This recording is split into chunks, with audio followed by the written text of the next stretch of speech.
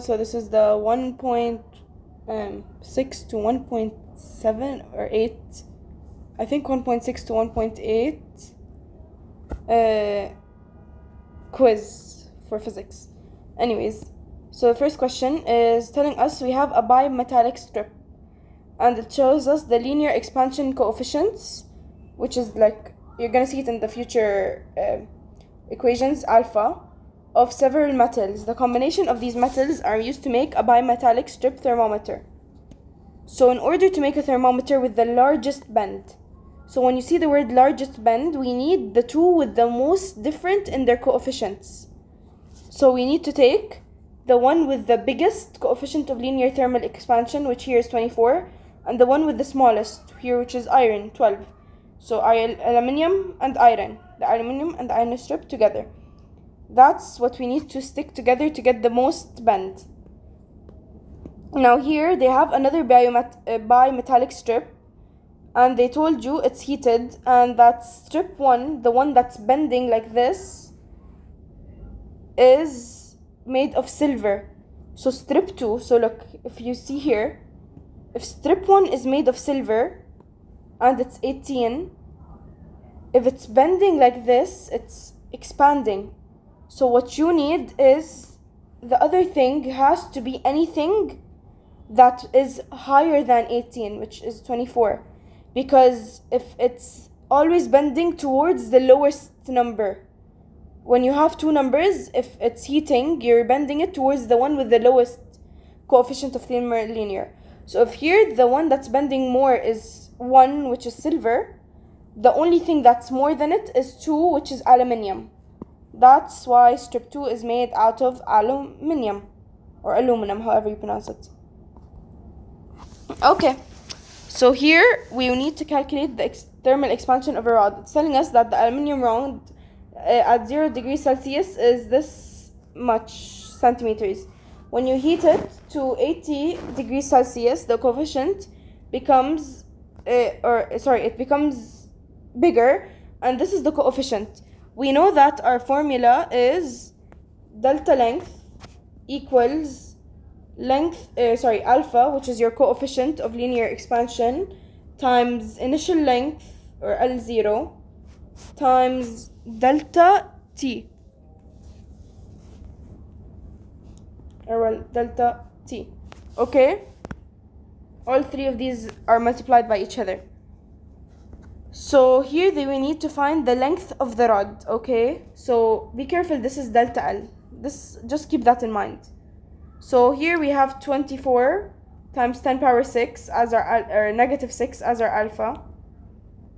Then you multiply it with this, which is your initial, 1200, with your delta T, which is 80 minus 0, so times 80.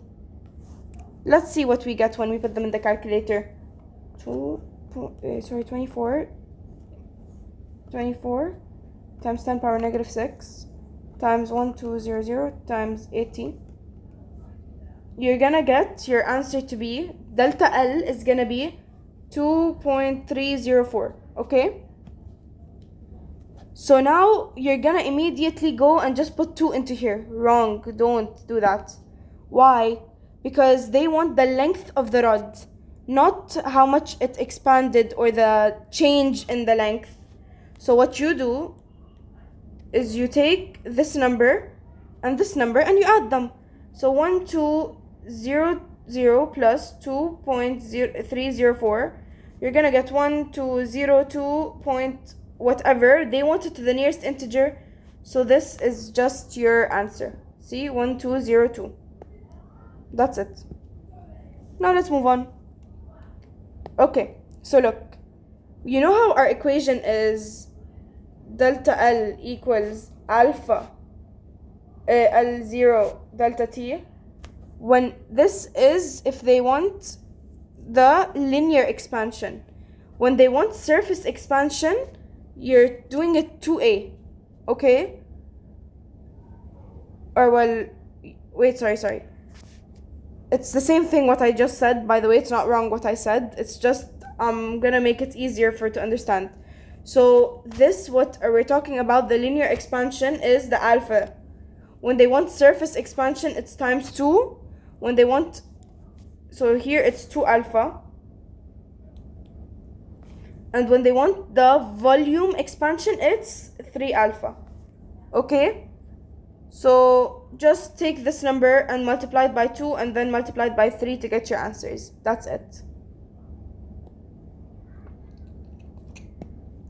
Okay, look. So we know that when you heat something, it expands, and when you cool it, it gets smaller or contract or whatever you want to say. So here you have this ball and it can't fit into this hole. So what do you have to do to make it fit? You have to cool it, right? Because we said cooling makes it smaller,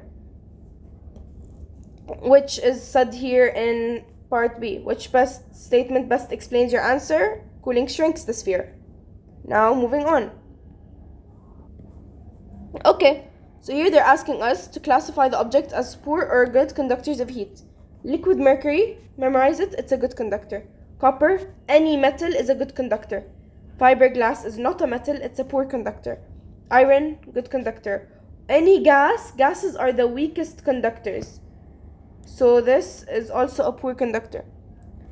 Liquid mercury, it's a good conductor because either way we're using it in the thermometers, remember? Copper is a metal and iron is a metal.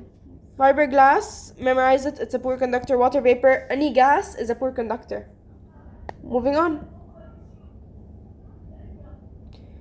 Okay, if it contains free electrons, free is your keyword, it's a good conductor. Confined, which means restrained, is a poor conductor. Gas, poor conductor immediately. Pockets of air, poor conductor because you have less distance for it to do convection, and just if you see the words pockets of air, it's poor conductor. Metals always are good conductors. No. Okay.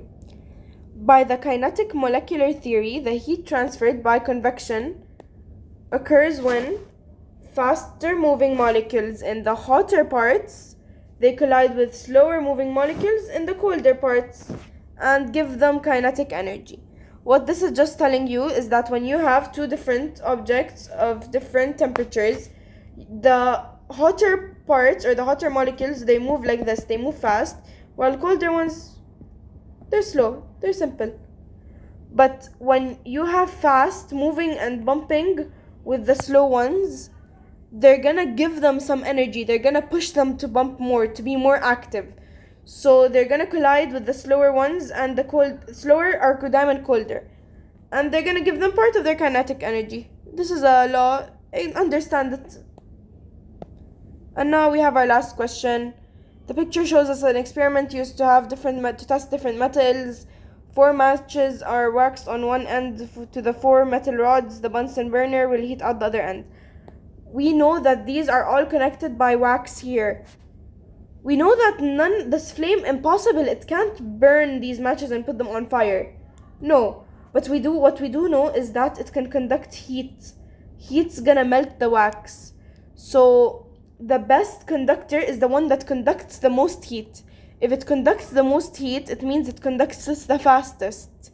So the one that's the best conductor is the one that conducts the fastest. When it conducts the fastest, it burns the wax, or not burns, it melts the wax the fastest. So if the wax melts, the match is gonna fall off, right? So the one that loses its match first is connected to the metal with the best conductivity. That's it for this quiz. Hope you understood everything. Bye.